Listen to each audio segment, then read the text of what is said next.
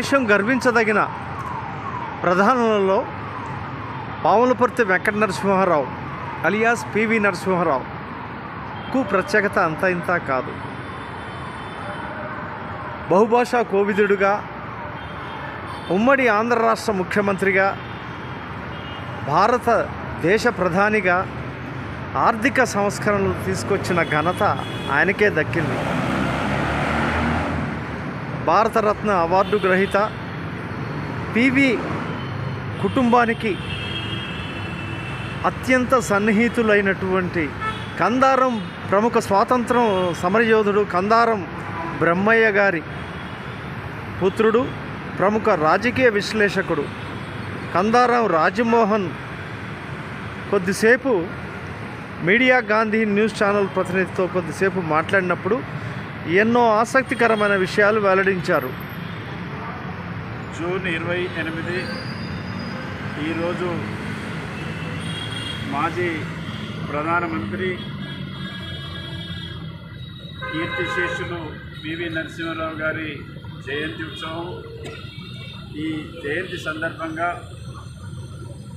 ఒక విషయము నేను చెప్పదలుచుకున్నాం. వారి అనుభవాల్ని, వారి రాజకీయ పరిణతిని, వారు ప్రజలకు అందించినటువంటి ఇవన్నిటినీ, ప్రజలకు అందించినటువంటి పరిపాలన దక్షతను మనమందరము, కాంగ్రెస్ పార్టీ ఒక ఇంటి లాంటిది. ఈ కాంగ్రెస్ పార్టీ ఇంటి మనుషులందరం కూడా ఒకసారి రివైండ్ చేసుకొని చరిత్రను తిరిగేసి చూసినట్లయితే వాళ్ళ అనుభవాల్ని మనకు భవిష్యత్తుకు ఉపయోగకరంగా ఉంటాయి. మనం చూడాల్సిన బాధ్యత ప్రతి కాంగ్రెస్ వారి పైన ఉంది. మీ కుటుంబానికి పివి నరసింహారావు గారికి ఎటువంటి సన్నిహితం ఉండేది? మా ఫాదర్ కీర్తిశేషులు కందారం బ్రహ్మన్న గారు వారి సన్నిహితుడు, సమకాలీన ఉద్యమకారుడు. కాంగ్రెస్ పార్టీ అప్పుడు ఉన్నటువంటి స్వాతంత్ర పోరాటంలో వారిని అనేక సంవత్సరాలు జైల్లో పెట్టారు.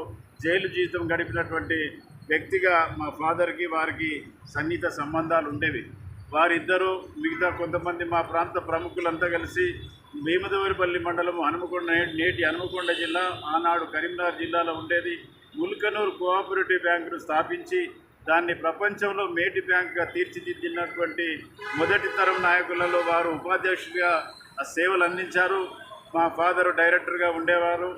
ఆ కాలంలో 50s స్వతంత్రం వచ్చిన తర్వాత వాళ్ళు ప్రయోగం చేసినది ఏంటిదంటే, రైతాంగానికి, రైతులకు సరి అయిన విత్తనాలు దొరకాల, సరి అయినటువంటి రైతాంగానికి ఈ వ్యవసాయంతో పాటు సైడ్కు కొంత మేలు జరిగే విధంగా కొన్ని పరిశ్రమలు ఉండాలి, వ్యవసాయ ఆధారిత పరిశ్రమలు ఉండాలని వారు ఆరాన్ని ఆలోచించి హర్యానా నుండి కొన్ని పశువులను తీసుకొచ్చి వారు డైరీ స్థాపించుకోవడం జరిగింది వారు సొంతంగా వాళ్ళ ఊర్లో.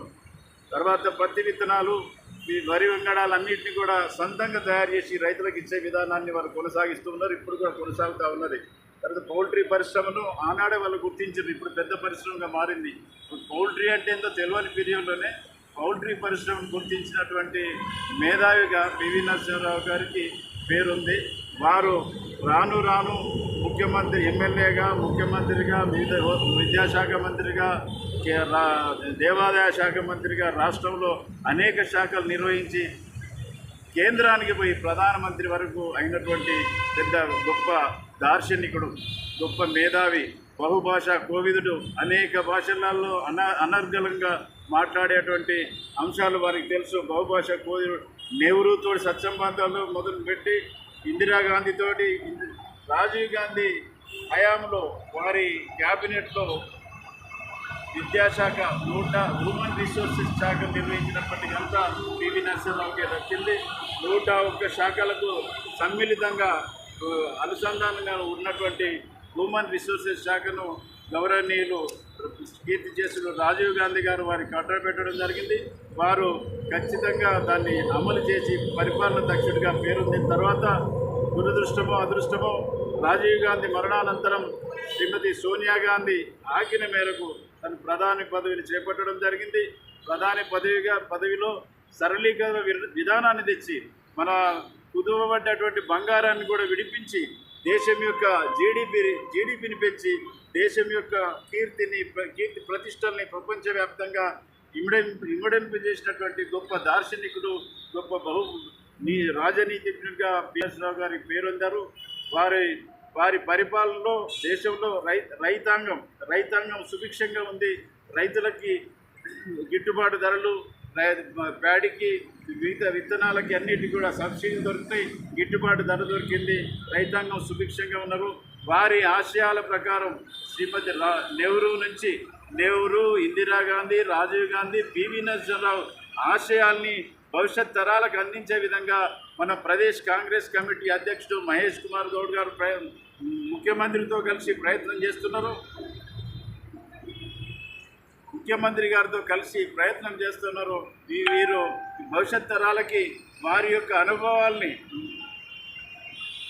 చెప్పే విధంగా మరి ఒకసారి రివ్యూ మీటింగ్లో పివి నరసింహరావు గారి యొక్క అనుభవాల్ని క్రోడీకరించుకొని భవిష్యత్ కాంగ్రెస్ పార్టీలో కాంగ్రెస్ వాదులందరికీ ఒకసారి రివ్యూ చేసి మన పార్టీ అధ్యక్షుడైనటువంటి మహేష్ కుమార్ గౌడ్ గారు, ముఖ్యమంత్రి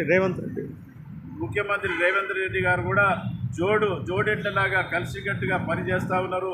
ఈ పార్టీని పటిష్టపరిచే విధంగా వారి అనుభవాలను కూడా మనం తీసుకొని కాంగ్రెస్ పార్టీ పటిష్టపరిచి దేశంలో రాహుల్ గాంధీ ప్రధాని అయ్యే వరకు కూడా ప్రతి ఒక్క ప్రధానమంత్రి యొక్క అనుభవాల్ని, పివి నరసింహారావు గారి అనుభవాలను కూడా తీసుకొని భవిష్యత్ నాయకులకు మనం తర్ఫీదు ఇచ్చినట్టయితే తప్పకుండా కాంగ్రెస్ పార్టీ అధికారంలోకి వస్తుంది. రాహుల్ గాంధీని ప్రధానిగా చూస్తాం మనం.